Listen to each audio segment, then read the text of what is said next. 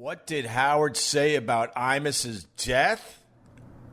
Oh, that's a great question. Howard Stern is such a petty fucking loser. There's breaking news for you. Howard Stern is a petty fucking loser. He went off on Imus.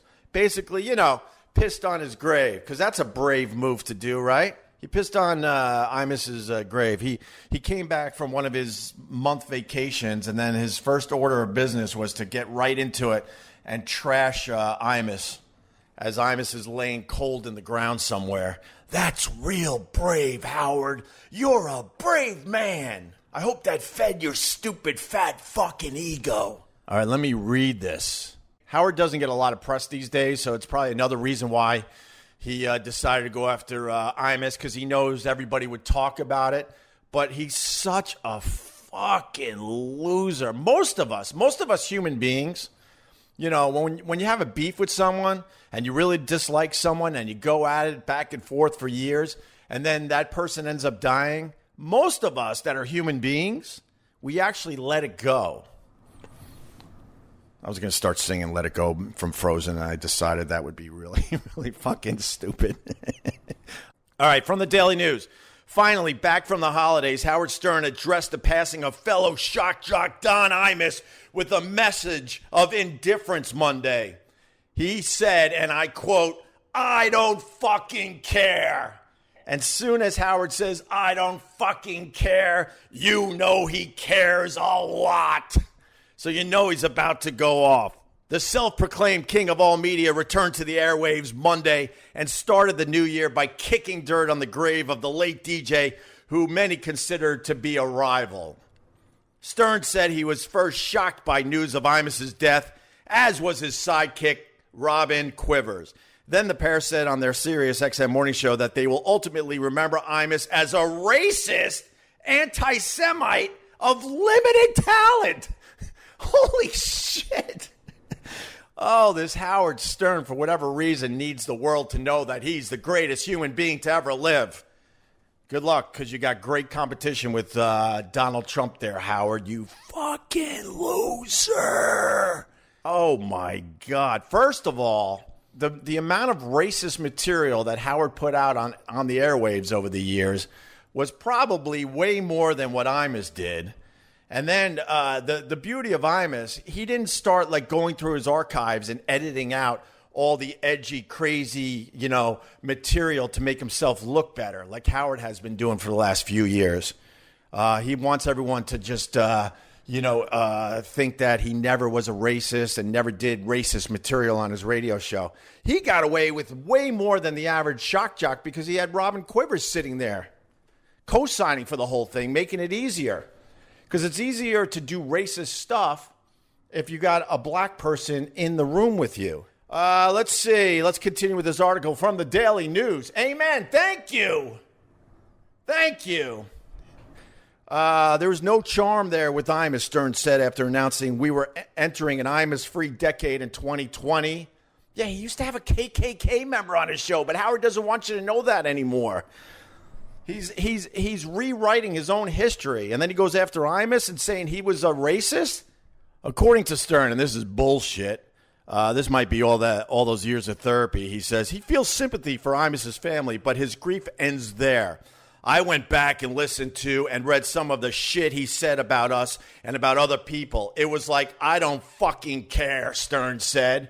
Stern recalled that one of his biggest problems with Imus is that the cowboy hat-wearing host frequently took credit for being a trailblazer when, according to Stern, 65, his 79-year-old colleague changed his own act when both men were at NBC and Stern's star began to rise. Of course Imus was doing it wrong until you came along, Howard. Of course. Fucking delusional, man. Fucking delusional. I never saw myself as someone who came from the Imus School of Broadcasting, Stern said. I felt like Imus came from my school of broadcasting. Yuck. According to Stern, Imus made a career out of claiming to be his chief competitor, though the feeling was never mutual. Are you kidding me? For a long time, they were competitors. I'll stroke your ego today there, Howard. I mean, but in the end, you had the bigger show, yes. But you absolutely were competitors for a very, very long time. It was total bullshit. It was fake news, like Trump saying some bullshit about how he had a bigger crowd than Obama, Stern said. Imus said it enough times that people started believing it. There was absolutely zero evidence to support this. He wasn't number 2 to my number 1. I was, in fact, number 1. Howard losing his shit because Don Imus died. That's crazy, man. Bro, you're still living and breathing, and you're getting closer and closer to a billionaire. When are you going to be happy? What is it going to take for you to be happy? Oh, my God. All right, where was I? All right. He was like number 23 in the market, but he somehow thought the rest of the radio dial didn't exist. Stern finds it telling that Imus frequently sought to align himself with him, but the opposite wasn't always true. That isn't true, Howard. Especially in the last, 10, 15 years of his career, he barely mentioned you. He was doing his own thing. Every obituary about Imus mentions me by the second paragraph, he said. I could tell you when I die, I don't think they'll be mentioning Imus. He's probably just happy that he's finally getting some press. This guy's fucking Howard is insane. He's absolutely insane. Howard Stern is the next Bruce Jenner. I said that a while ago. Are you stealing my material, James Evans? I said a while ago, I said that Howard is very jealous and pissed off that Bruce Jenner beat him to the punch. Now, I don't know anything, but I'm just saying. Howard Stern invented Don Imus. All right. Didn't Imus go head-to-head with Howard for a long time before Howard went up? I mean, they were competitors. They absolutely were competitors, and they didn't like each other.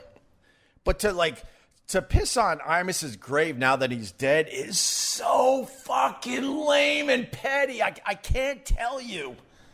He should know better. Most people drop their beefs when someone dies that they didn't like. Let's see. Quivers said her disgust for Imus started when he called her the N-word in the hallway at NBC. Imus called into the show to claim he'd in fact called her a Negro, which he followed up by asking if she preferred being called by a different racial epithet.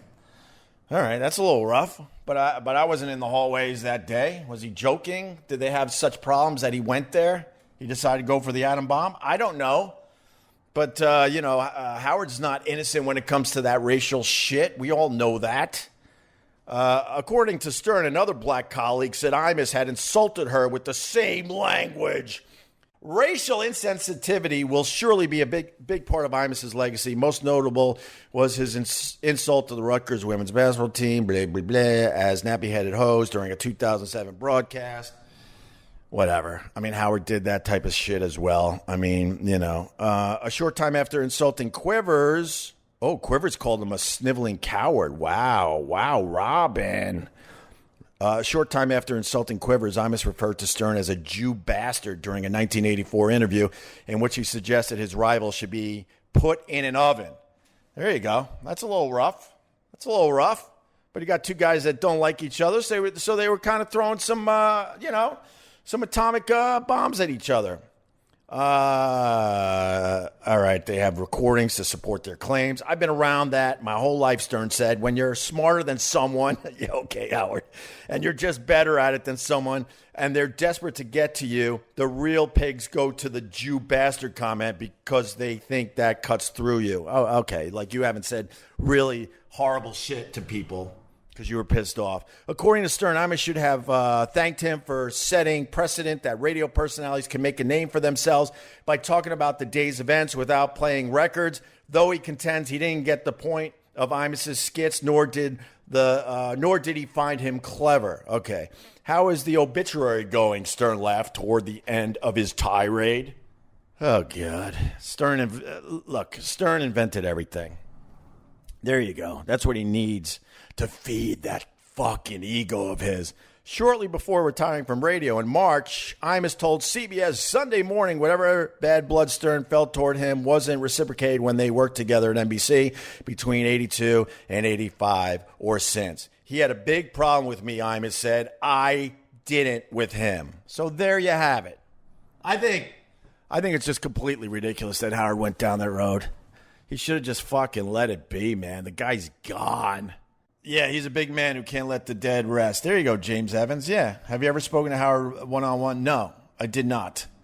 You know the story. I started saying hi to him in the hallway, and he hated that.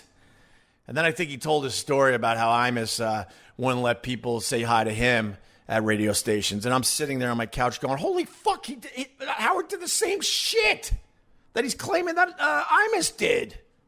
I'm a little fired up. Sorry. I apologize. This was supposed to be a nice little, hey, let's look at the sunset. But I saw that in the Daily News, and I think it's, I really do think it's petty and pathetic to go down that road after someone dies.